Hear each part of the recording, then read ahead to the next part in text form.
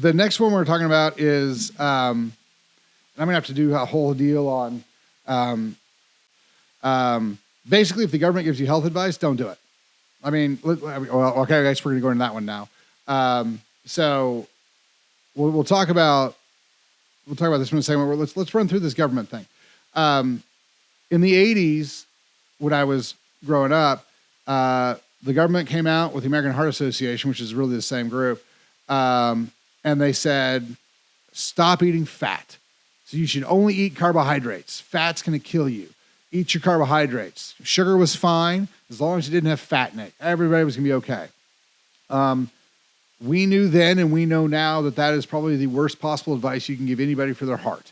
Yeah, it's going to cause arterial sclerosis. It's going to cause diabetes. It's going to cause strokes. It's going to cause heart attacks. It's going to cause all kinds of things. And the biggest one is it's going to cause degeneration of your brain. Your brain is mostly fat. And before people start saying, well, I'll eat avocados, it's cholesterol. Your brain is made of cholesterol. The myelin sheaths, the little fat pad that makes your brain work, is made of cholesterol.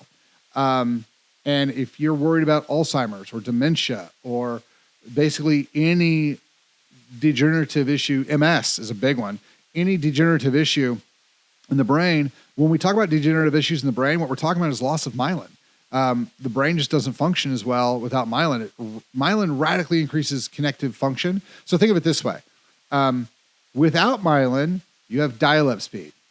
With myelin, you've got that full, broadband internet, super fast. So you need your myelin, and it's made from cholesterol. The idea that as a mammal, we should not eat the things our body is made out of, which is, proteins and fats from other animals, is, I think, interesting to me that we've gone that route. That one's not great. We need to be eating cholesterol. We need to be eating animal fats. Obviously, different people on the scale, on the ecto, maso, endo scale, are going to need different amounts, but we definitely 100% need cholesterol. We need animal fats. So, I keep seeing all these people who are, we keep seeing these female athletes who come in here who are trying to be vegan because that's apparently what everybody's telling them they should be. And they're exhausted and they're not doing very well in their sports, and their emotions get they start going all sideways, and they're just doing terrible because they don't have any iron, because they're not eating any meat. And then we get them, I'm like, look, I need you to eat a hamburger 3 times a week. And they're like, all right. And then 2-3 weeks later, they're like, I feel so much better. Yeah, you're getting iron. Yeah. And the other thing that female athletes end up doing, and females in general, is they lose a lot of blood through their menses.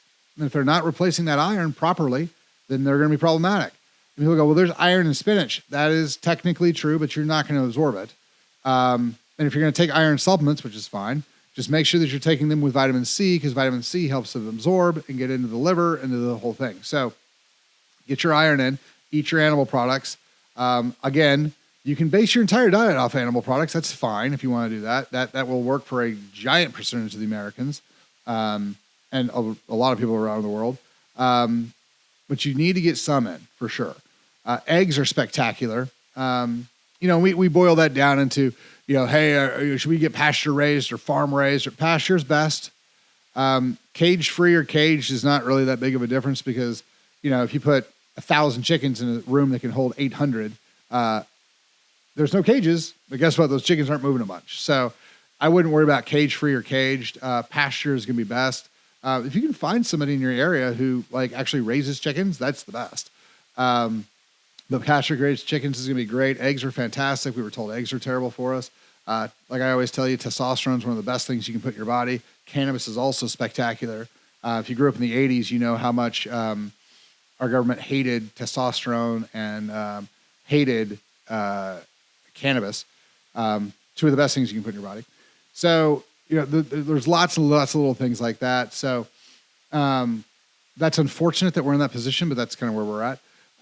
So get your cholesterol in, eat your eggs, that type of thing. I always tell people, if your doctor pulls your cholesterol levels and starts telling you that, you have all these issues because of cholesterol, you need a new doctor. Cholesterol should never be looked at for cardiovascular health, because it has very little to do with cardiovascular health. Inflammatory issues, Oftentimes, most of the time caused by sugar, is going to be your bigger player there. So keep your cholesterol in. Again, if you're worried about that, about heart issues, calcium CT, echocardiogram, dye studies. There, you're done. You've got it all figured out. So that's the route that we go. I'm not going to pull a blood test and try to make, a guess at what's going on in your heart when I can literally just look and see. So that's kind of the big piece on that one. But all right, let me get back to that actual question that I was asked. We kind of went through it. It was, talk about natural fats and, if you should eat fats. So yeah, that's the big thing is we've got to make sure that we're consuming the right fats. None of this partially hydrogenized, that type of thing. The saturated fats, like you just eat animal fats, lard, that type of thing. Eat meat, eggs, that stuff. That's going to be the very best way to go for the vast majority of people. Now, again, there's people we need to work on, but as a blanket statement, as Americans, we should be eating more clean animal products. Now, okay, when I say clean animal products, pasture, grass-fed, grass-finished beef is going to be best. That's going to be a big piece.